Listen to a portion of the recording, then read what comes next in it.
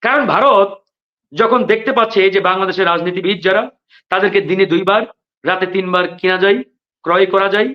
সুতরাং এদেরকে দিয়ে সবকিছুই করানো সম্ভব।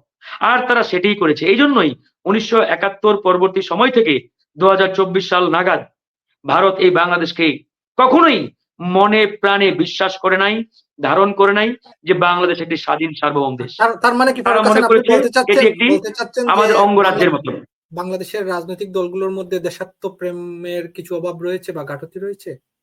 অনেক, অনেক, অনেক দেশাত্মবোধের সার্বভৌমত্ব রক্ষার ক্ষেত্রে? ঘাটতি, দেশপ্রেমের ঘাটতি অনেক।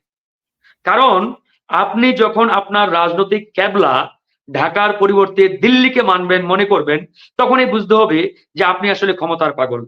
আপনি কখনোই দেশপ্রেম ধারণ করেন না, আপনার ভিতরে দেশপ্রেমের বালাই নেই। এটি পরিষ্কার।